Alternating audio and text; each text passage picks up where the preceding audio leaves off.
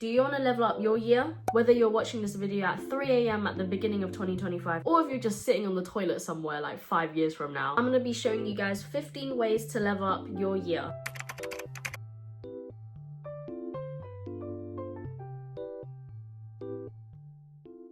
Happy New Year's, everyone! Now that it's 2025, you're gonna be getting a 2025 unlock box. And what that means is better lighting, as we can see here. Literally in the last video, I was filming in the dark.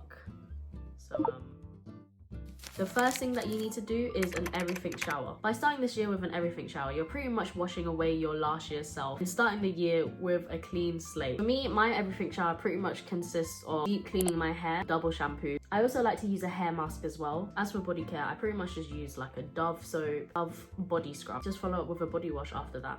Your after shower routine is also just as important. So I like to use a moisturizer and oil. So with the moisturizer, I pretty much just use like any body cream and apply it on damp skin before locking it in with some body oil. Also can't forget deodorant as well as body spray or perfume. The second thing for a 2025 reset is to declutter your wardrobe. I bet you have a lot of clothes that have been sitting in the wardrobe that you haven't worn in like forever. Hand in heart, me too. I have to admit, that is also me. Find those clothing items that you've been ignoring for over a year. If it doesn't fit you anymore or it doesn't match your style anymore and realistically you probably don't see yourself wearing it, you can pretty much just sell your clothes on like Vinted or Depop or whatever, or you can just donate it to a charity shop. So what I really like to do is just get like a massive bin bag, stuff it with a bunch of clothes that don't fit me anymore or they don't really match my style anymore. But it's just a really nice way to, you know, give back to the community, especially. 3. Clean your vanity. I only just got a vanity recently, so my vanity is relatively clean at the moment, but I know that probably in a few months' time, I definitely would need a serious deep clean of it. Properly clean your vanity, and that means like cleaning your mirror if you have one, reorganize your makeup, your skincare, your perfumes, and also look at the products that you haven't really been using in a while and check if they're expired. To be honest, I'm not really one to talk about this, but I have a lot of expired makeup that I still use to this day. But generally, you shouldn't really be using expired products. Ideally, throw away any expired products. I found this little like frog hat headband crochet thing and I was thinking of putting it on my vanity mirror. What do we think? Number 4, this is linked to cleaning your vanity, but you should also clean your makeup brushes. I, for one, personally don't really clean my makeup brushes that often enough. If you wear makeup often, you should definitely be deep cleaning your makeup brushes because that could be the reason why you're breaking out. If this isn't literally the biggest sign to wash your makeup brushes, then I don't know what will convince you. Oh my gosh, I've literally just only added water to this and why is it so gross? You can literally see the line of makeup coming off, just all this residue coming off it. Guys, I know I'm not the most perfect person that has the time to wash my makeup brushes every single use, but gosh, this just motivates me too, because what is this?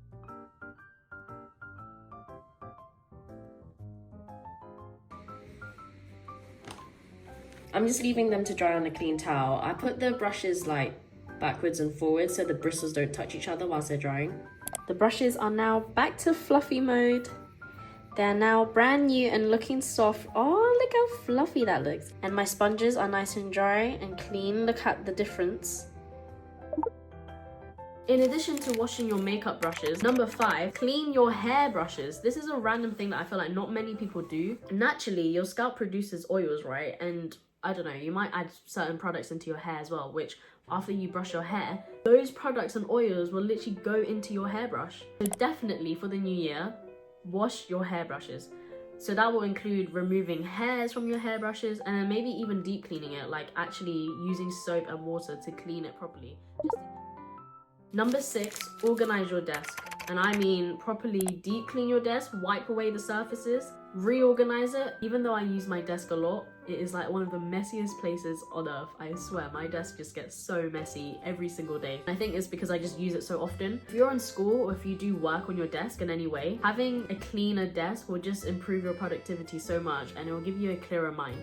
I reorganize like my candles, for example. Any old candles that I've run out of steam, I pretty much just threw those out and then added some new candles in that I got for Christmas. Reorganize my plushies as well because I have some cute plushies on my desk. Remember to clean your screens, and that includes your iPads, your laptops, your phone screens. Clean all your screens. My friend's got me this like Hetty microfiber screen cleaner. She's got a microfiber bottom, so I just pretty much use her to clean my screens now. Isn't she so cute?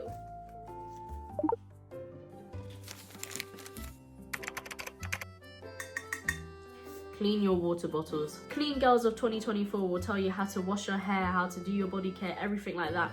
But they will not tell you to wash your water bottle.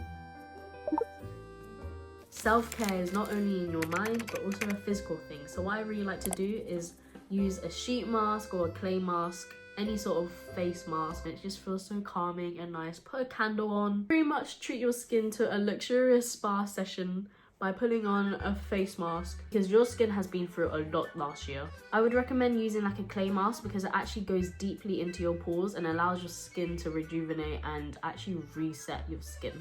Here I'm just using the Beauty of Joseon red bean clay mask, and it pretty much just like goes really deep into your pores and then gets all the gunk out. So I really like to use it, especially around my T-zone area where I get the most amount of oil.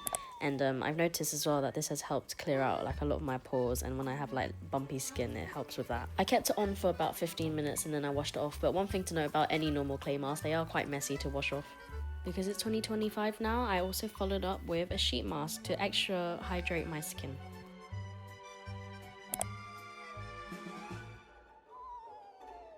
Try and flatten your sheet mask as close to your skin as possible so it reaches all surfaces of your face. I just use the excess juices on my neck because we ain't wasting any of the sheet mask. My sheet mask is ready to shed. There's no point hydrating my skin unless I also hydrate my body inside too. Okay. Apparently you're not actually meant to keep your sheet masks on for longer than the recommended time. It essentially dries your skin up if you keep it on for longer. I used to always keep sheet masks on for like an hour because I thought it would mean that I would have like maximum moisture. But no, apparently you're not meant to do that. You're only meant to keep it on for like 10 to 15 minutes, you know, the recommended time on the back of the sheet. Because otherwise, it will start reabsorbing the moisture in your skin back into the sheet mask. We're not having that here in 2025. We are not getting dry skin in 2025.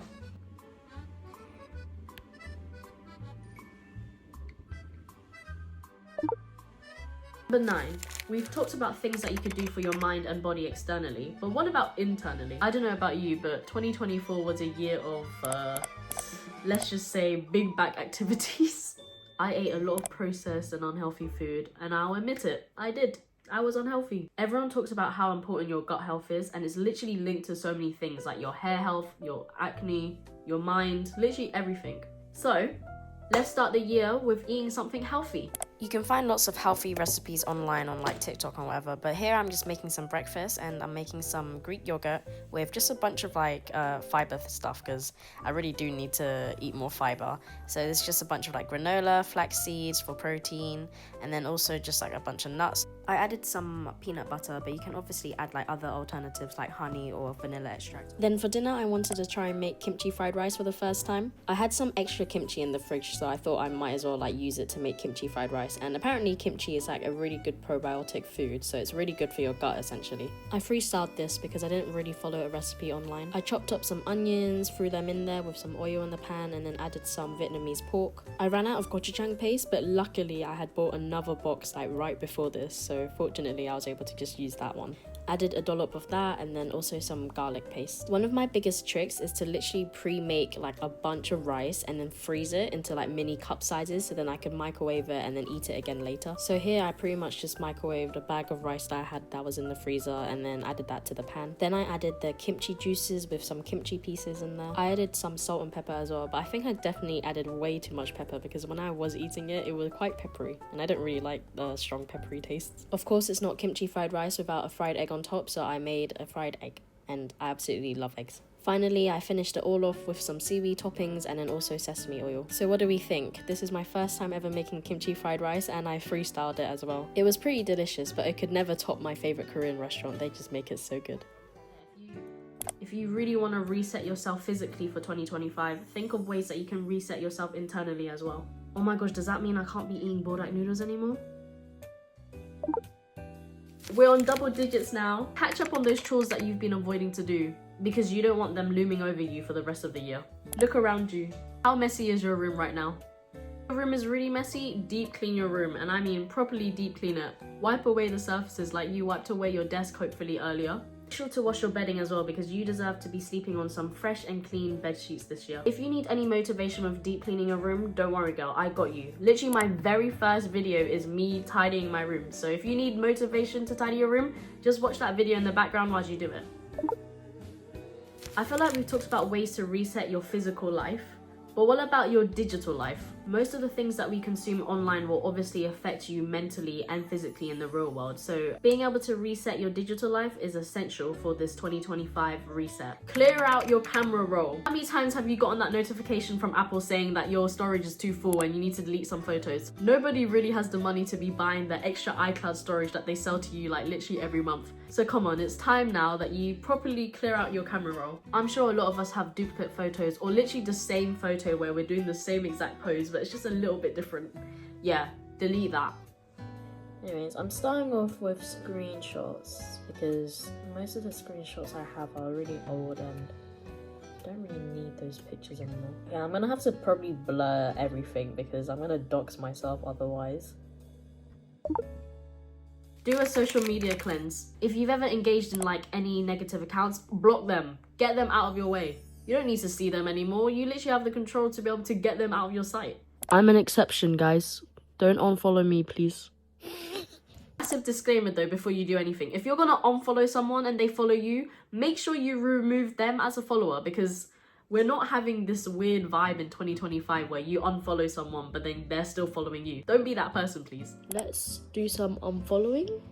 I don't really follow that many people on TikTok already anyways, but I'm just gonna look at my oldest followings and then see if I still want to follow these people. Sometimes it's like deactivated accounts or like just accounts I'm not really interested in anymore that I just want to unfollow. So let's see if we're unfollowing anybody. The sad thing about TikTok is that the minute I follow someone, their videos just don't go on my For You page anymore. And it's like it'll be someone that I really love their content, and then bam, the minute I follow them, their videos just don't show up anymore on my For You page, and it's so annoying. Who is this? I'm convinced some of them is just like an accidental follow or like some bot, because I don't remember following half of these people. Normally what I do every year is pretty much fix up my playlist and make a new one for that year. So my 2024 playlist needs a revamp, so it becomes 2025 now. And obviously there's some songs on there which I've kind of outgrown now, or just songs that I've not really, I'm just not really vibing to anymore. And then I'm gonna start adding some new songs that I'm into, and then make the ultimate 2025 playlist. Organize these playlists and actually make ones that suit the vibe of 2025. I'm wondering if I should delete my old playlists, but I want to keep them at the same time because some of them are like playlists that I made for me and my friends and we'd listen together, or like some of the playlists are just, I don't know, I just want it for memory's sake. Like, number 14, start a new hobby. Whether that's an old hobby that you just haven't really touched in a while, or if you want to do a new hobby, either way, for the new year, start a hobby. There are a lot of physical hobbies that you could do as well that could improve your physical well-being and fitness. Fitness 2025! Me, I like to go on walks and just listen to like a video in the background whilst I go on a walk outside, and it's really nice and relaxing, you know? You can also work on a creative hobby. For example, drawing, painting, video editing. Start a YouTube channel, or you can maybe start journaling. I'm gonna start journaling. So I have a habit of like keeping receipts and just like pretty packaging, but I know that I should probably throw it out. So when I do throw it out, I'm like distraught because it's like, no, I don't want to throw out this beautiful piece of like packaging. So I've realized that maybe for my journal, I should do like junk journaling. All you need supply wise is your pen, maybe some highlighters and tape.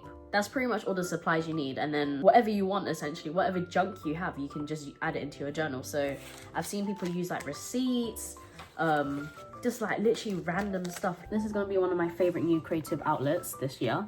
I'm thinking, I don't know if I'll realistically do one every single day, but I think that's the fun of it, right? Just being able to do it when I want to and when I feel like it. Day 1, first page of junk journaling.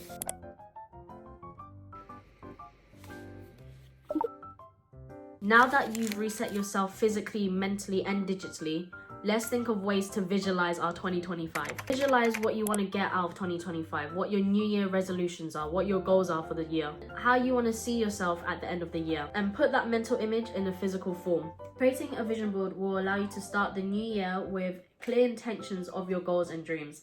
And not only will that be helpful with actually allowing your dreams to manifest, but it will allow you to reflect on those dreams throughout the year, and you'll be able to look back at that vision board and see if you've been able to achieve those goals. I put my vision board as my iPad home screen, so every time I literally turn on my iPad, I'll be reminded of my vision board. If you're wondering though, how the heck do I create a vision board? Well, there's 2 easy ways you can create one. The first way is literally just searching up images and then printing them out, sticking them on a piece of paper and making a literal physical collage. However, if you don't have the time to be doing that, or you don't have a printer available, you can make a digital vision board instead, like how I'm making here. Basically just the same steps of finding images online that kind of match the vibe that you're going for the vision board, and also adding like any quotes as well. And then you can use like an editing app. So I use Procreate to create my collage, but you can literally use like any app. Heck, you could even use like PowerPoint or Word document, like literally anything. As long as you can just collate the images together in a collage, you're literally fine. For me, for example, one of my biggest goals is to get 100k subscribers on YouTube, and it's like literally one of my biggest dreams ever. So what I did was I just got a picture of a silver YouTube plaque, and then I just edited my name so it would say Unlovebot on it, and yeah, I'm pretty much trying to manifest it into reality. That was 15 things that you can do to reset your 2025 and level up this year. Thank you so much for watching, and if you enjoyed this video, I hope you can subscribe so I can be part of your 2025.